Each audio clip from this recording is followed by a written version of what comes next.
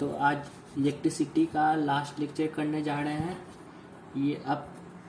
और ये लेक्चर मतलब कि प्रीवियस लेक्चर से बहुत छोटा होगा, बहुत ही ज़्यादा छोटा होगा प्रीवियस लेक्चर से, तो उतना अब होगा नहीं। अब शुरू करते हैं, अब इसको भी ख़त्म करते हैं लेक्चर नंबर 8 को, जो कि इलेक्ट्रिसिटी का लास्ट लेक्चर है। और आज इसका ही राम नाम सत्य है कर देंगे। तो फर्स्ट टॉपिक आता है electrical power.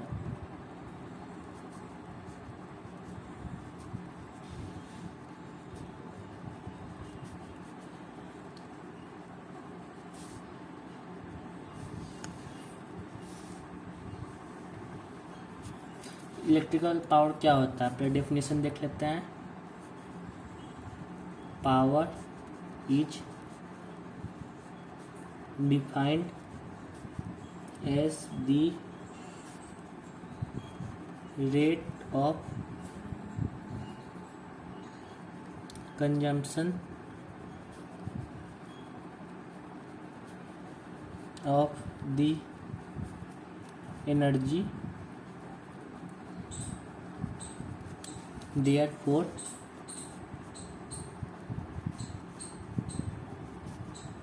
electrical power of electric circuit is the rate at which the electrical energy is consumed in the given electric circuit। तो Power is defined as the rate of consumption of the energy. Therefore, electrical power of electric circuit is the rate at which the electrical energy is consumed in the given electric circuit. Power को हम लोग कैसे define करते हैं? Power define होता है rate of consumption of energy, मतलब कि एनर्जी कंजम्पशन का कितना रेट हो रहा है उसी को पावर बोलते हैं। या फिर इसको ये से भी बोल सकते हैं, Therefore, electric power of electric circuit is the rate at which the electrical energy is consumed in the given electric circuit। मतलब कि इलेक्ट्रिक पावर को क्या बोल सकते हैं कि कितना रेट से उस सर्किट में एनर्जी कंज्यूम कर रहा है उसी को पावर बोलते हैं। मतलब किसी सर्किट में कितना एनर्जी कंज्यूम हो रहा है, एनर्जी कंज्यूम पर सेकेंड इज कॉल्ड पावर। मतलब कि पर सेकेंड कितना एनर्जी कंज्यूम कर रहा है उसी को पावर बोलता है। ठीक है, समझ में आया? अब आते इसके एसआई यूनिट पे। तो एसआई यूनिट ऑफ पावर क्या होता है? वो वाट होता है, वाट। ठीक है, और पावर का फॉर्मूला क्या होगा? Work done by time. और प्रीवियस लेक्चर में जानते थे वर्क डन क्या होता है? I² RT by T. यहाँ से टी से टी कैंसिल हो जाएगा, तो P = I² R, I² R, या फिर P = V × I,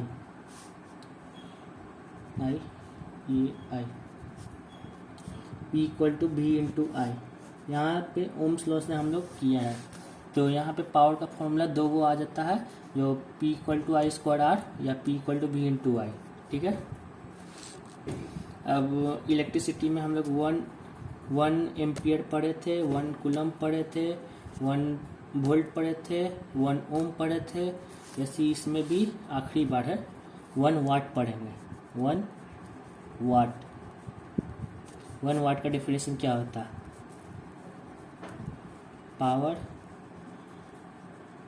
consumed by an electric circuit or device is 1 watt if it carry a current of 1 ampere when operated at a potential difference of 1 volt. 1 watt क्या होता है? Power consumed by an electric circuit or device is 1 watt if it carry a current of 1 ampere when operated at a potential difference of 1 volt. मतलब कि 1 watt तभी बोलेंगे किसी circuit में power consume 1 watt तभी बोलेंगे जब उस सर्किट में 1 एम्पियर का करंट फ्लो कर रहा है और उसमें जो पोटेंशियल डिफरेंस है वो 1 volt हो रहा है. 1 volt है, उसी को 1 watt बोलेंगे. ठीक है, यहाँ से बोल सकते हैं पावर 1 watt तभी बोलेंगे जब I का वैल्यू 1 हो और R का वैल्यू 1 हो, या फिर I का वैल्यू 1 और V का वैल्यू 1. यहाँ 1 watt का डेफिनेशन यहाँ से लिया गया है. यहाँ से रेजिस्टेंस 1 ohm बोलेंगे तो उतना वो सूट नहीं करेगा जितना कि ये करेगा. तो 1 watt क्या बोलेंगे? Power consumed by an electric circuit or device is 1 watt if it carry a current of 1 ampere when operated at a potential difference of 1 volt. किसी इलेक्ट्रिक सर्किट में 1 watt तभी कंज्यूम होगा जब उस सर्किट में current जो flow कर रहा है वो 1 एम्पियर का हो और उसमें जो पोटेंशियल डिफरेंस अप्लाई हो रहा है वो 1 volt हो, उसी को 1 watt बोलेंगे. ठीक है, अब आते हैं लास्ट टॉपिक पे, इस चैप्टर के लास्ट टॉपिक पे, जो कि है other unit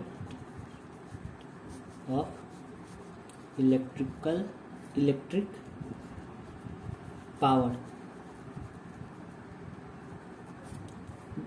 other units of electric power क्या होगा? पहला तो वाट है और दूसरा जो होता है वो large unit of power is kilowatt. मतलब कि पावर का जो लार्ज वैल्यू होता है वो किलोवाट होता है. एक तो वाट हो गया, दूसरा किलोवाट हो जाता है. तो 1 किलोवाट इक्वल टू 1 kW से डिनोट करते हैं और 1 kW इक्वल टू 1000 watt. ठीक है, और एक और होता है जो कि 1 megawatt. 1 megawatt equal to 1 MW equal to 1000 kilowatt और 10 की पावर 6 watt. ये सब वैल्यू याद रखना पड़ेगा, न्यूमेरिकल सॉल्व करने पे काम देगा. 1 किलोवाट इक्वल टू 1000 watt और 1 मेगावाट इक्वल टू 10 की पावर 6 watt होता है. अब आते हैं नेक्स्ट पेज पे. अब कुछ फॉर्मूला है पावर के रिगार्डिंग जो डिराइव करेंगे. डिराइव मतलब कि देंगे फॉर्मूला. तो पहला है इलेक्ट्रिकल एनर्जी कंज्यूम्ड जो होता है वो पावर जो कि इसमें जो किलोवाट में होगा इनटू टाइम. ये हो गया पहला. दूसरा जो है इलेक्ट्रिकल एनर्जी कंज्यूम्ड होता है, मतलब कि सब वही है, बस थोड़ा सा यूनिट का डिफरेंस है. पावर जो कि इसमें वाट है इनटू टाइम बाय 1000. किलोवाट को वाट में चेंज करें तो 1000 से डिवाइड करेंगे ना. अब अगला जो है वो कॉमर्शियल एनर्जी यूनिट होता है. 1 कॉमर्शियल एनर्जी यूनिट जो होता है वो 1 किलोवाट आवर होता है. 1 किलोवाट आवर में कितना एनर्जी कंज्यूम कर रहा है, 1 मतलब कि 1 आवर में कितना एनर्जी कंज्यूम कर रहा है, उसी को कॉमर्शियल एनर्जी बोलेंगे। और 1 कॉमर्शियल एनर्जी क्या होगा कि 1 आवर में 1 किलोवाट में जो एनर्जी कंज्यूम होगा वो 1 कॉमर्शियल यूनिट होगा, 1 कॉमर्शियल एनर्जी होगा। उसी को हम लोग जो बोलते हैं 1 यूनिट बोलते हैं, मतलब कि कितना यूनिट बिजली उठा, उसी को हम लोग कॉमर्शियल एनर्जी यूनिट बोलते हैं। तो 1 unit equal to 1 kilowatt hour होता है, ठीक है। तो 1 kilowatt hour of electrical energy जो होता है वो 3.6 इंटू 10⁻6 जूल होता है, 3.6 इंटू 10⁻6 जूल होता है, ठीक है। The commercial of electrical energy is kWh and is commonly known as unit. बताए थे जो कॉमर्शियल एनर्जी यूनिट होता है वो कॉमर्शियल एनर्जी इलेक्ट्रिकल एनर्जी जो किलोवाट आवर होता है उसको हम लोग यूनिट के नाम से बोलते हैं।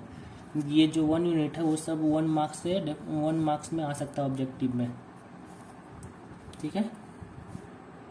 अब आते हैं क्वेश्चन में। तो क्वेश्चन क्या कह रहा है, an electric bulb is connected to 220 volt generator, the current is 0.50 ampere, what is the power of the bulb. मतलब कि कोई बल्ब है जो 220 वोल्ट जनरेटर से कनेक्टेड है और उसमें जो करंट फ्लो कर रहा है वो 0.50 एम्पियर है, तो पावर क्या होगा। तो पहले लिख लेते हैं क्या है। तो पोटेंशियल डिफरेंस दिया हुआ है, पोटेंशियल डिफरेंस दिया हुआ है 220 वोल्ट, और क्या दिया हुआ है, करंट दिया हुआ है, करंट दिया हुआ है 0.50 एम्पियर। तो पावर पूछ रहा है। तो पीछे बताए थे जो P इक्वल टू VI होता है, पावर इक्वल टू VI होता है, तो सीधा वैल्यू पुट करेंगे। तो P इक्वल टू 220 इंटू 0.50, तो सॉल्व करने पर आएगा 110 जूल पर सेकेंड। सॉल्व करेंगे 110 जूल पर सेकेंड, या फिर बोलेंगे 110 वाट, ठीक है। मतलब किसी में भी अगर वाट में पूछेगा तो 110 वाट बोलेंगे, और जूल पर सेकेंड पूछेगा तो 110 जूल पर सेकेंड बोलेंगे, ठीक है। समझ में आया ना कैसे हुआ कि ये फॉर्मूला बेस्ड क्वेश्चन था, तो समझ में आया ही गया होगा। नहीं आया हो तो एक बार समझा देते हैं। An electric bulb is connected to 220 volt generator, कोई बल्ब है जो जनरेटर से कनेक्टेड है जिसका पोटेंशियल डिफरेंस 220 वोल्ट है, ठीक है। और उस बल्ब में जो करंट फ्लो कर रहा है वो 0.50 एम्पियर है। तो पूछ रहा है उस बल्ब में पावर क्या होगा। तो पहले लिखेंगे क्या क्या दिया हुआ, पोटेंशियल डिफरेंस। पहले अटेम्प्ट क्वेश्चन मतलब कि न्यूमेरिकल अटेम्प्ट करने का पहला रूल है कि जो दिया हुआ है उस सबको लिख लेंगे। करंट पोटेंशियल डिफरेंस 220 वोल्ट दिया हुआ है, करंट दिया हुआ है, और क्या पूछ रहा है, पावर पूछ रहा है। तो हम लोग सीधा अब फिर हम लोग फॉर्मूला लगाएंगे P equal to V into I. तो P फिर वैल्यू पुट करने पर जो आएगा उसी के टर्म पे लिखेंगे, या फिर जूल पर सेकंड में लिखेंगे या फिर वाट के टर्म पे लिखेंगे, ठीक है। समझ में आया ना। अब आते हैं नेक्स्ट क्वेश्चन पे। अब सेकंड क्वेश्चन पे आते हैं। क्वेश्चन नंबर 2 क्या कह रहा है, an electric refrigerator rated 400 watt operate 8 hour per day.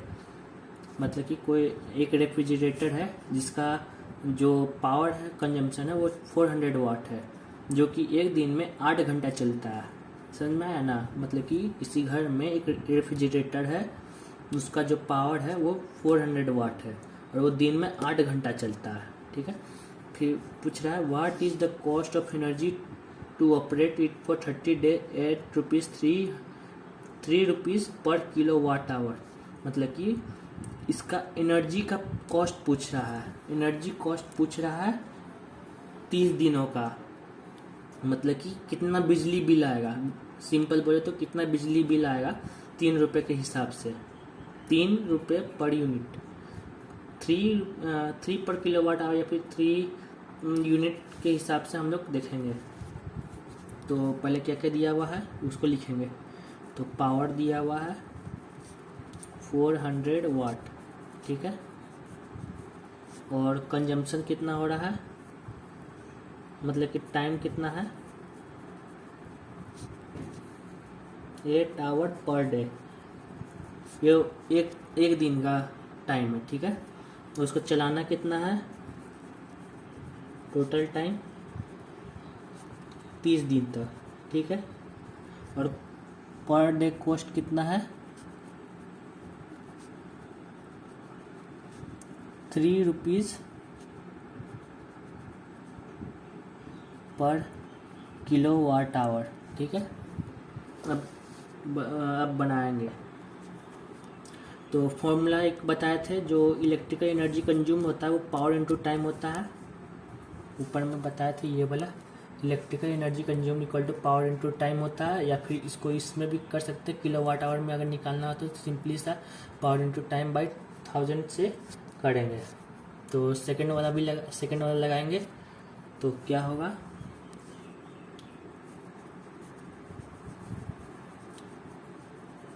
Electrical energy consume for 30 days का निकालेंगे। तो एक दिन में क्या हो, एक दिन में 400, एक दिन का एनर्जी कितना होगा, तो 400 इंटू 8 होगा ना, power into time, power into time होगा। फिर इसको 30 डेज से मल्टीप्लाई करेंगे, 30 डेज से मल्टीप्लाई करेंगे, फिर डिवाइड करेंगे 1000 से, 1000 से डिवाइड करेंगे तो कितना आएगा, तो यहाँ पे आया 96,000 बाई 1000। तो कैंसिल आउट किए तो कितना है, 96 किलो वाट आवर।